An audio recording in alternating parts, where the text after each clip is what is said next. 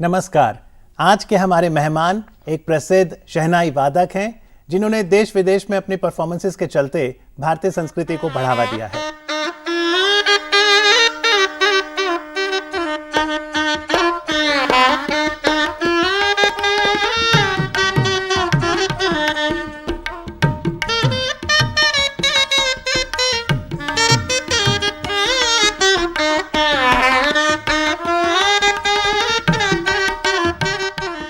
पंडित जी नमस्कार, सुप्रभात। नमस्कार।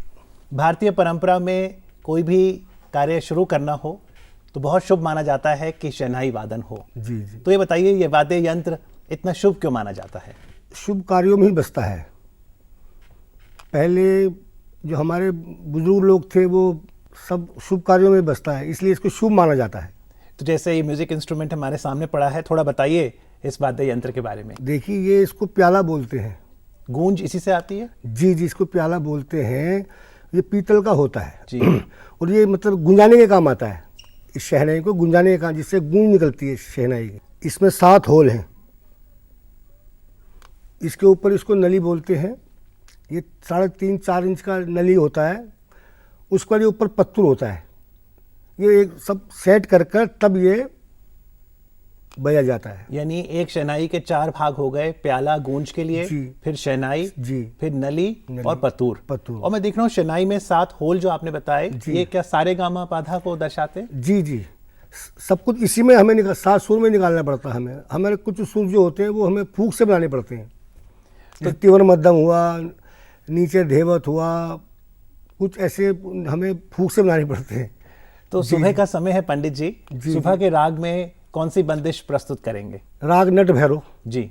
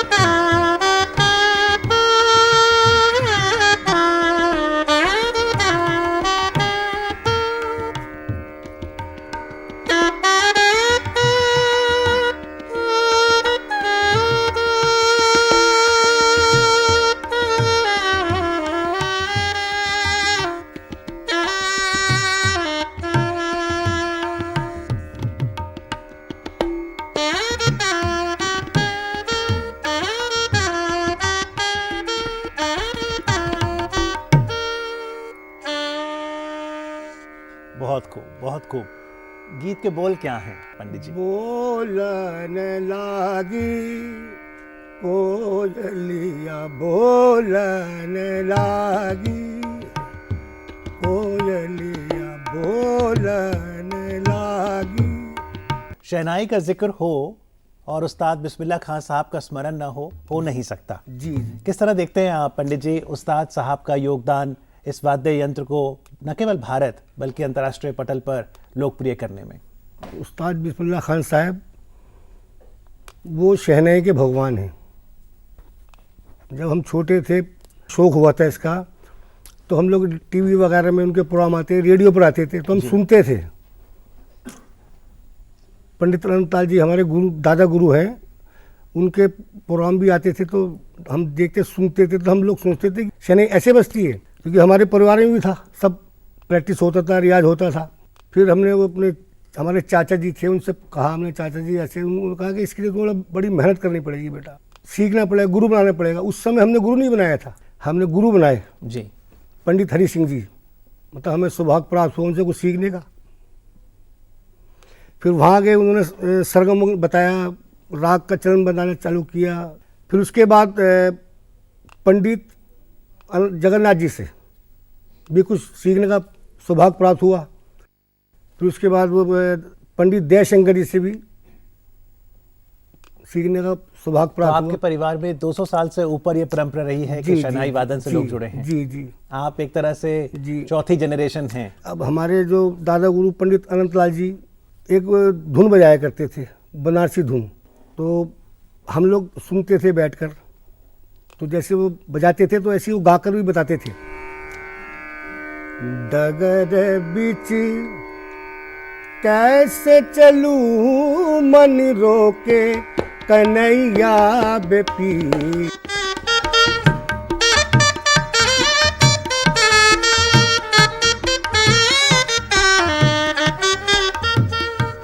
बहुत खूब। तो बनारस से खास तौर पर शहनाई का एक अच्छा रिश्ता रहा। अब यही हमारे दादा गुरु ने हमें बताया, सिखाया। तो उस समय हम छोटे थे, हम लोग कभी कभी सिनेमा देखने जाया करते थे। तो एक फिल्म देखा हमने, जी, उस फिल्म का नाम था उड़न खटोला, दिलीप कुमार दिलीप साहब कुमार जी की थी। जी जी।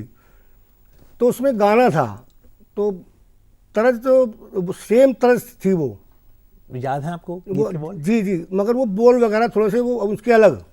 हमारो जीना जलाना धोखा न खाना दुनिया बड़ी बेईमान।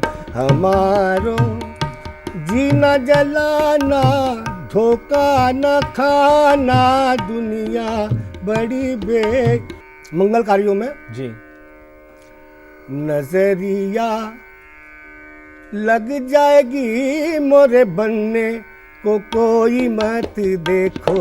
नजरिया लग जाएगी मोरे बनने को कोई मत देखो। नजरिया।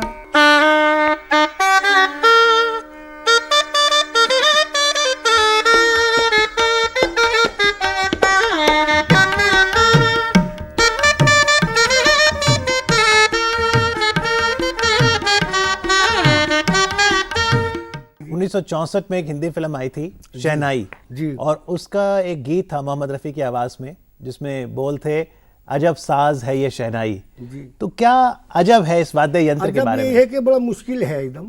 उन्हें मालूम था कितनी उन्होंने तब किया है, तब जाकर, क्योंकि ये साल 2 साल का काम तो है नहीं, इसमें कम 20 साल 30 साल तब जाकर कुछ हासिल होता है। इसमें पूरा जीवन देना पड़ता पूरा है। जीवन है। अभी तक हम लोग प्रैक्टिस करते हैं, सीखते हैं, अभी तक भी।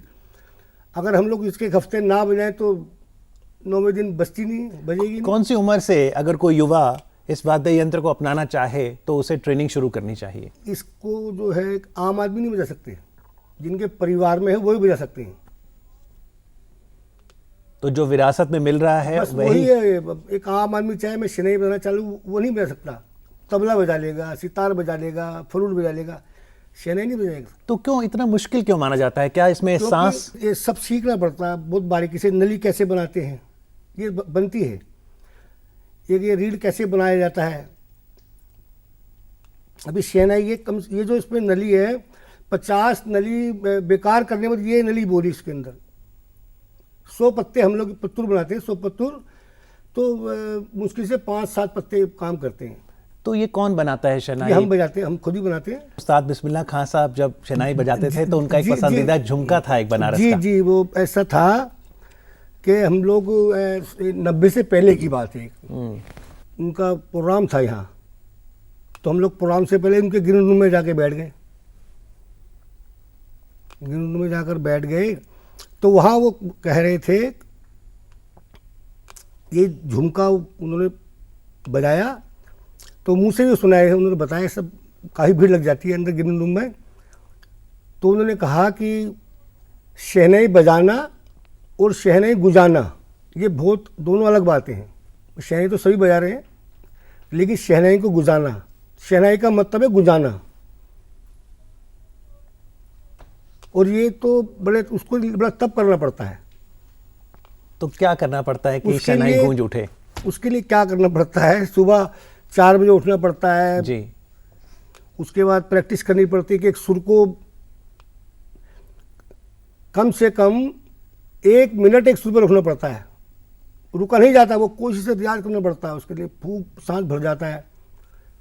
अब हम लोग पहले हमने किया तो 30 सेकंड तक हम एक साथ पे खड़े होते थे। जैसे हम लोग खड़े हुए 30 सेकंड,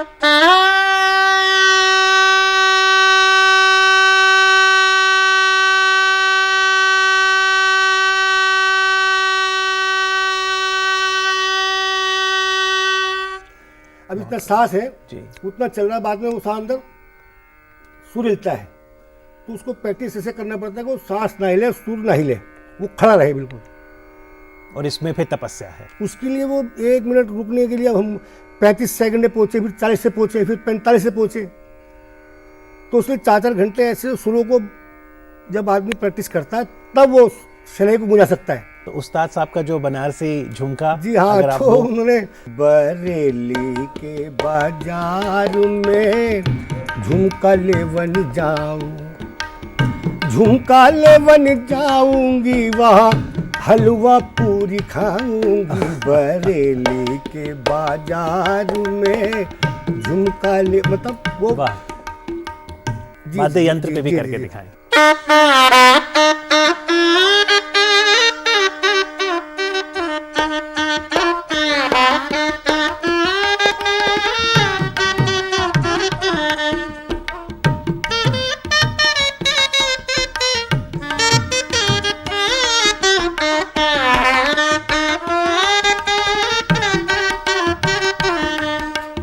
बहुत खूब, बहुत खूब।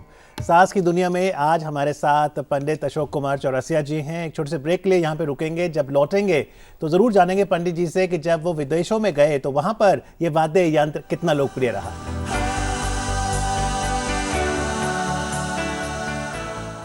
कितनी प्यारी, आय हाय, जाने क्या खाए।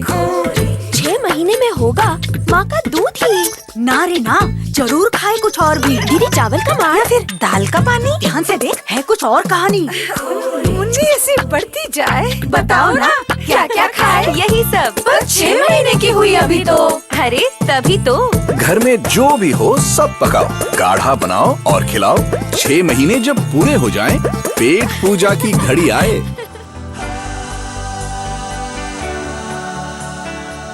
Welcome back.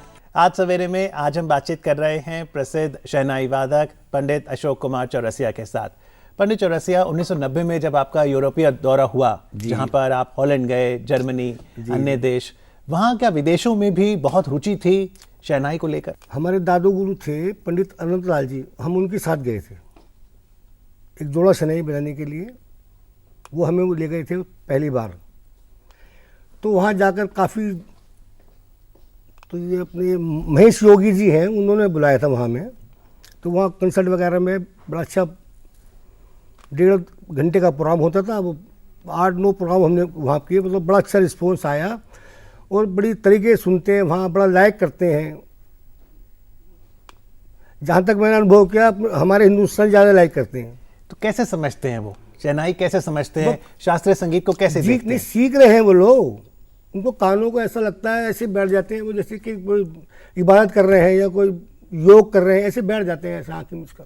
विदेशी धरती में इस वाद्य यंत्र को गुंजाया जी। 90 के दशक में अगर हम बात करें, जी। चाहे यूरोप का दौरा हो, फिर आप थाईलैंड भी गए, जी, जी। और उसके बाद हाल ही में चाहे पुर्तगाल की यात्रा हो, जी, जी। रशिया की राजधानी मॉस्को में, जी जी।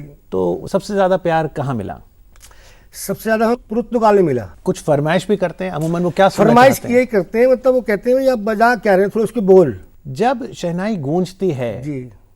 क्या प्रभाव पड़ सकता है किसी मन मस्तिष्क पर? तो सुर है, सुर यानी सुर माने ईश्वर, तो ईश्वर की प्राप्ति होगी तो अच्छा लगता है। जो आपका बड़ा बेटा है गोपाल, जी जी। उसे तो आपने शहनाई सिखाया है। जी, जी, बिल्कुल। और वो वाद्य यंत्र से जुड़े भी हैं। जी, जी। और जो छोटे बेटे हैं जतिन, जी, वो तबला प्लेयर वो हैं। तबला प्लेयर हैं। तो दोनों गीत संगीत की दुनिया में आ गए। जी जी बिल्कुल।